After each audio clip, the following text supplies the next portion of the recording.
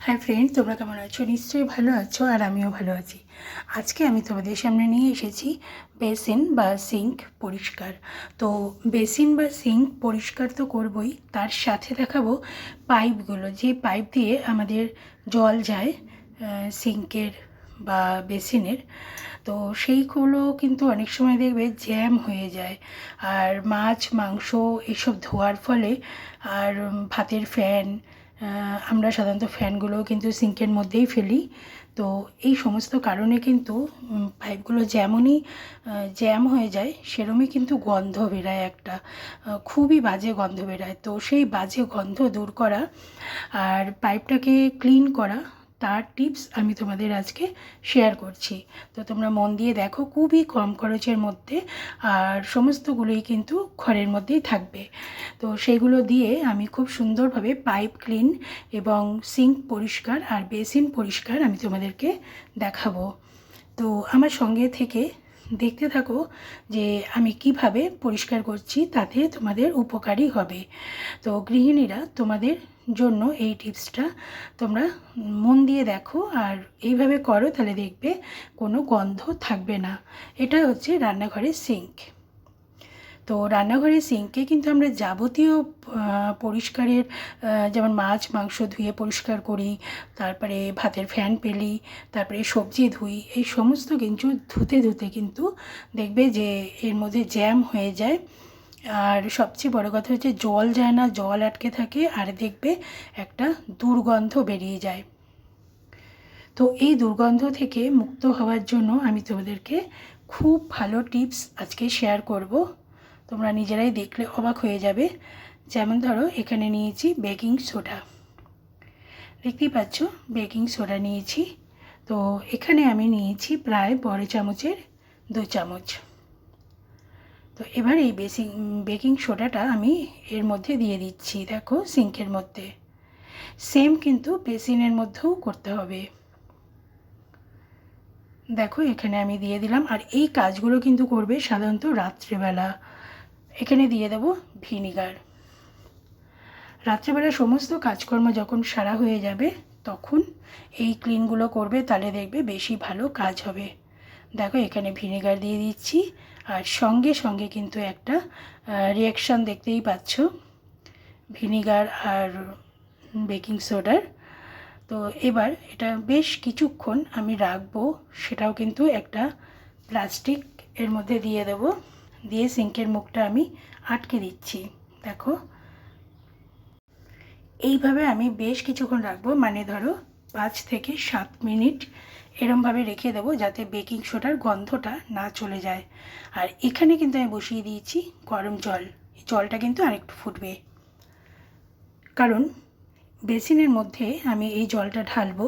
তবে আরেকটা জিনিস দিয়ে আমি কিন্তু বেশ কয়েক রকমভাবে দেখিয়ে দিচ্ছি, প্রায় 2-3 রকমভাবে আমি দেখিয়ে দিচ্ছি কিভাবে তোমরা সিঙ্ক বা বেসিন পরিষ্কার করবে এবং তার পাইপটা ক্লিন করবে। দেখো এটা কিন্তু অলরেডি ক্লিয়ার হয়ে গেছে, জল কিন্তু একদম চলে যাচ্ছে। তো চলো এবার আমি দেখাবো এর পরের টিপসটা। এটা তো পরিষ্কার হয়েই গেল, তবু তোমাদেরকে আমি দেখাচ্ছি, তোমাদের যেটা সুবিধা তোমরা সেটাই করতে পারো। এবার দেখো আমি এখানে নিয়ে নিয়েছি লবণ। দেখতেই পাচ্ছ এখানে বড় চামচে প্রায় 4 চামচ লবণ নিয়েছি। লবণটা আমি এর মধ্যে দিয়ে দিলাম। এবার আমি যে জলটা গরম করেছিলাম, মানে ফুটন্ত গরম জল, আমি কিন্তু ওর মধ্যে দিয়ে দিচ্ছি লবণটার মধ্যে।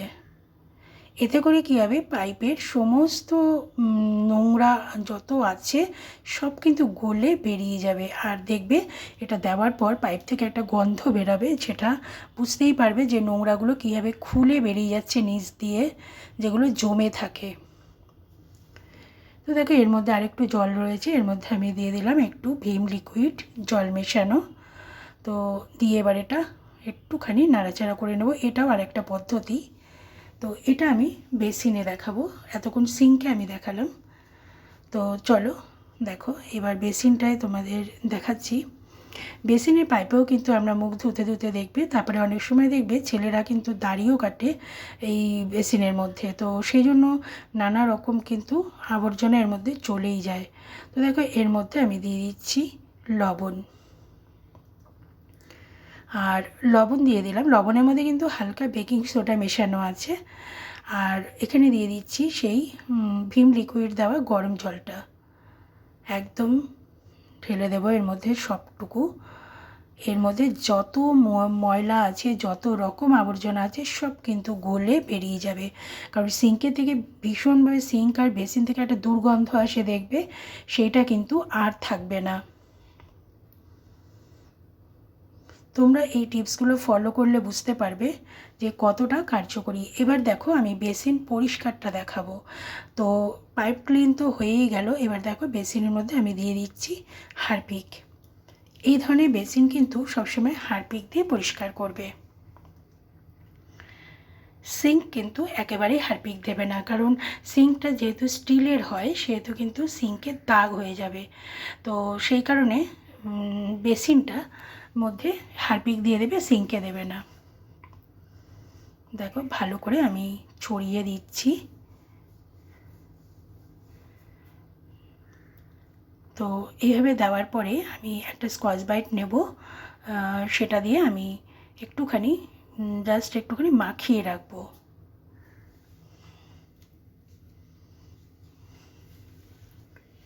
একটুখানি মাখিয়ে নিচ্ছি।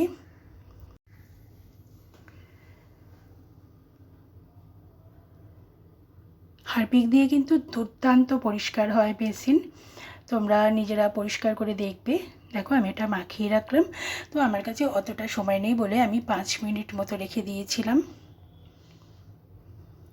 আমি কিন্তু কলে হারপিক দিইনি, কারণ কলটা মেটালের, দেওয়াটা ঠিক হবে না। তো দেখো এবার আমি ভালো করে ঘষে নিচ্ছি স্কচ ব্রাইট দিয়ে। তোমরা চাইলে দাঁত মাজার ব্রাশ দিয়েও ঘষতে পারো।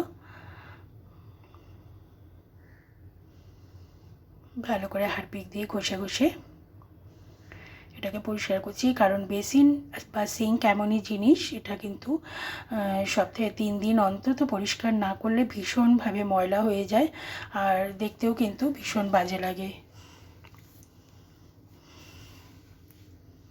দেখো ঘষে ঘষে পরিষ্কার করে নিচ্ছি। এইভাবে কিন্তু একটু ধৈর্য ধরে ঘষে নিতে হবে।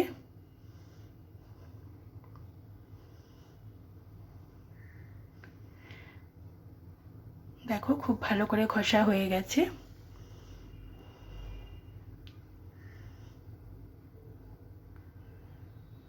ভালো করে চেপে চেপে সমস্ত হারপিকটা দিয়ে আমি পরিষ্কার করে নিচ্ছি।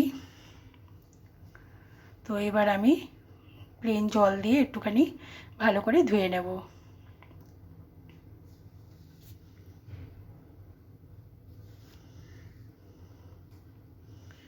খুব সুন্দরভাবে পরিষ্কার হয়েছে, দেখতেই পাচ্ছ। আর বেসিনগুলো সাধারণত লাইট কালারেরই হয়, যার জন্য এগুলো কিন্তু একদম ফেড হয়ে যায় কালারগুলো ইউজ করতে করতে।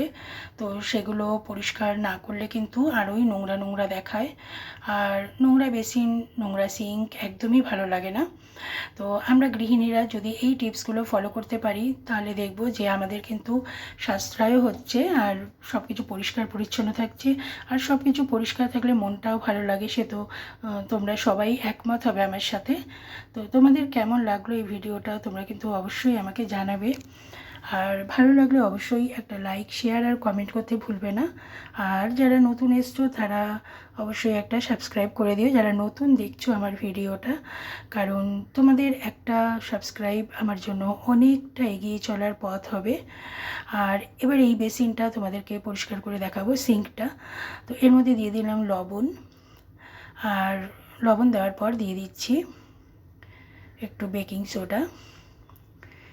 পাইপটা তো ক্লিন আগেই দেখিয়ে দিয়েছি। এবার বেসিনটা পরিষ্কার করব, আর দিয়ে দিচ্ছি ভিম লিকুইড জেলটা দিয়ে এবার একটুখানি স্কচ ব্রাইট দিয়ে ঘষে নেব।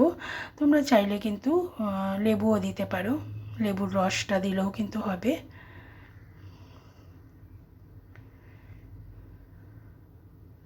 দেখো আমি ভালো করে স্কচ ব্রাইট দিয়ে একটু ঘষে নিলাম। এতে কিন্তু দারুণ পরিষ্কার হবে। আর এটা পরিষ্কার করা খুবই জরুরি, কারণ এইভাবে পরিষ্কার না করলে সিঙ্কে একটা ভীষণ বিচ্ছিরি গন্ধ থেকে যায়, সেটা কিন্তু একদমই ভালো লাগে না।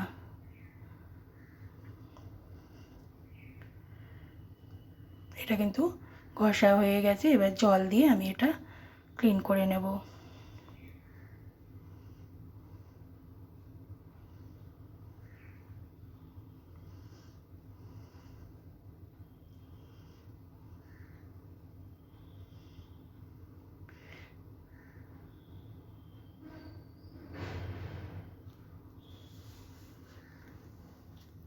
দেখো বন্ধুরা, এবার জল দিয়ে একটুখানি আমি ধুয়ে নিচ্ছি।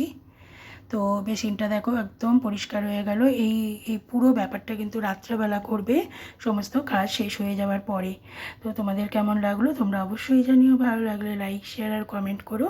পরের দিন আবার নতুন ভিডিও নিয়ে তোমাদের সামনে চলে আসবো।